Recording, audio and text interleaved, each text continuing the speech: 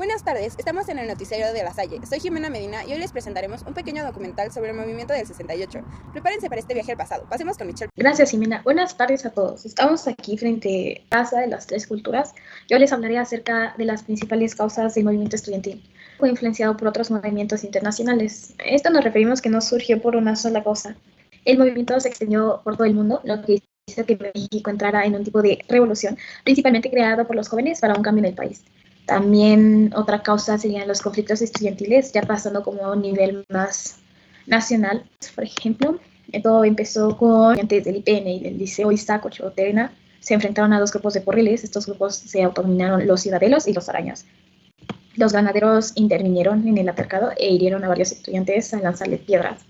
Este evento fue como catalizador de la serie de marchas. También tenemos la desocupación de ambas vocacionales, aunque esto tampoco fue escuchado y fue lo que conllevó a crear la Federación Nacional de Estudiantes Técnicos. Pasamos ahora con Ángel Alfaro. Un gusto a todos, les presento una pequeña línea del tiempo. Julio 26 entran en huelga la Escuela Superior de Economía, las vocacionales 5 y 7 y la Escuela Nacional de Medicina Homeopática. En las calles de Palma y Madero ocurre el primer encuentro con la policía, que la repele con macanas y gases lacrimógenos. En julio 27 se suman a la huelga la Escuela Nacional de Agricultura de Chapingo, la Escuela Técnica Industrial Wilfrido Massieu y la Escuela Superior de Ciencias Físico-Matemáticas. Se constituye el Comité Coordinador de Huelga del Instituto Politécnico Nacional. En julio 30 se incrementa la represión. Soldados toman algunas instalaciones de la UNAM y del Instituto Politécnico Nacional. Y en un ataque destruyen la puerta de la Preparatoria 1 de la UNAM. En julio 31, el rector de la UNAM, Javier Barrosierra, protesta por la intervención militar en las instalaciones de la máxima casa de estudios. En agosto 2 se crea el Consejo Nacional de Huelga con integrantes de la UNAM del Instituto Politécnico Nacional. Después se incorporarán estudiantes de las normales rurales de Chapingo, del Colegio de México, de la Universidad Americana, de la Universidad La Salle y algunas universidades del interior del país. En agosto 4, el Consejo Nacional de Huelga publica el pliego petitorio de 6 puntos. En agosto 5, manifestación conjunta de estudiantes y maestros del Politécnico. Los profesores portan una manta que dice, los maestros estamos en lucha. En agosto 13 se realiza una manifestación del casco de Santo Tomás del Instituto Nacional Politécnico al Zócalo. Se calculan unas 200,000 manifestantes. En agosto 14 se constituye el Comité de la Lucha de la Universidad del Valle de México y de la Universidad Iberoamericana y ambas se incorporan al Consejo Nacional de Huelga. En agosto 18, Luis Echeverría, secretario de Gobernación, propone un diálogo franco y sereno que desembocará en la solución de este lamentable problema. El Consejo Nacional de Huelga responde que el gobierno fije lugar, fecha y hora para iniciar las pláticas con la única condición de que sean públicas. En agosto 27 se realiza una marcha en la que se calcula una asistencia de 400,000 personas. En agosto 29, la sección 37 del Sindicato de Trabajadores Petroleros de México inició un paro de apoyo al movimiento estudiantil. Alberto Castillo es golpeado brutalmente por agentes policíacos. El ejército y los granaderos impiden que se realice un mitin en Plaza de las Tres Culturas. En septiembre 1, el presidente declara que hay intento por boicotear los Juegos Olímpicos, que darían inicio el 12 de octubre. Septiembre 13 se realiza la manifestación del silencio. Se calcula que 250,000 personas acuden al Zócalo. Septiembre 18, el ejército ocupa Ciudad Universitaria y el 24 ocupa el casco de Santo Tomás. En octubre 2, matanza en la Plaza de las Tres Culturas, donde jóvenes, adultos, mujeres, ancianos y niños son masacrados por el ejército y el grupo paramilitar Batallón Olimpia. Resultado, hay centenares de muertos y heridos. En octubre 9, el Consejo Nacional de Huelga decreta tregua olímpica. Ninguna manifestación podrá efectuarse mientras los Juegos Olímpicos transcurran. En octubre 12, inauguración de los Juegos Olímpicos en la Ciudad de México. Octubre 27, clausura de los Juegos Olímpicos. En diciembre 4, el Consejo Nacional de Huelga decide levantar la huelga. Diciembre 6, el CNH decreta disolverse. Diciembre 13, última manifestación estudiantil, parte de Ciudad Universitaria a insurgentes, pero la presencia del ejército en zonas aledañas y las escuelas del Politécnico indica que no hay condiciones favorables para realizarse. Los estudiantes regresan a CEU. Regresamos al estudio contigo, Jimena. Gracias, Ángela. En esta gráfica podemos ver que el analfabetismo en la Ciudad de México fue creciendo desde 1950 con 85.7 hasta 1990 con 96.1. Por lo tanto, podemos ver cómo incrementa a lo largo de los años. Vamos con Abigail. Estamos aquí en el Zócalo, donde unieron algunas manifestaciones en aquel tiempo. El 2 de octubre de 1968, justamente aquí, en la Ciudad de México, se suscitó una terrible matanza ocurrida en Tlatelolco, en la Plaza de las Tres Culturas, provocando la muerte de más de 300 personas, incluyendo estudiantes, maestros y padres.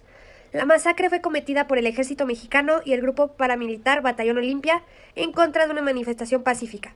La presencia de este batallón en el lugar de los hechos fue negada inicialmente por el presidente de México, Gustavo Díaz Ordaz, aludiendo que su función era custodiar las instalaciones para los Juegos Olímpicos de ese momento. Aquel día, miles de personas se reunieron en la Plaza de las Tres Culturas, a donde arribó también el ejército con el pretexto de vigilar la seguridad de los alumnos, ante el temor de cualquier disputa o riña. Los miembros del batallón Olimpia, para no ser detectados, vistieron de civiles y portaban un guante o un pañuelo blanco en la mano izquierda para poder identificarse entre ellos. Su objetivo fue infiltrarse en aquella manifestación y llegar al edificio Chihuahua, lugar donde se encontraban los oradores del movimiento, que eran los que los dirigían. Ese día, los estudiantes expusieron 6 demandas, las cuales eran consecuencias de eventos violatorios de los derechos humanos por parte de la policía y las Fuerzas Armadas. Las demandas que se consensuaron y expusieron ese mismo día fueron: número 1 fue la libertad de todos los presos políticos. Número 2, la derogación del artículo 145 del Código Penal Federal. Número 3, la desaparición del cuerpo de granaderos. Número 4, la destitución de algunos jefes policíacos en ese momento. Número 5, la indemnización a los familiares de todos los muertos y heridos desde el inicio del conflicto. El deslindamiento de responsabilidades de los funcionarios culpables a los hechos. Ese ya sería el número 6. Minutos antes de las 6 de la tarde, pasó un helicóptero del cual disparó bengalas para que los del batallón y los militares empezaran a dispararle a la gente. Había muchos alumnos que cuando esto pasó se asustaron demasiado y empezaron a huir. Empezaron a huir a casa, ya sea desconocidos, sus familiares, lo que sea. Los soldados irrumpieron en cada uno de los departamentos para capturar a los jóvenes que se habían ocultado en ellos, y masacrando a personas que ayudaban a los jóvenes a esconderse, así masacrando no solo a los jóvenes, a los estudiantes, sino a familias completas, incluyendo profesores. Estuvieron al mando 10.000 soldados aproximadamente, que utilizaron equipo mecanizado. Fueron movilizados tanques ligeros, carros de asalto, transportes militares y jeeps. Poco después fue cortado el tránsito de la zona comprendida de Copilco hasta casi cerca de la Villa Olímpica. A lo largo de esta ruta hubo soldados apostados cada 3 metros y también cerca de 50 camiones del ejército con guardias. Al entrar a la ciudad universitaria, los soldados se dirigieron a la rectoría. Para entrar en ella, rompieron un cristal y capturaron estudiantes, profesores, investigadores, funcionarios, jefes de facultades, todo el mundo que estaba ahí.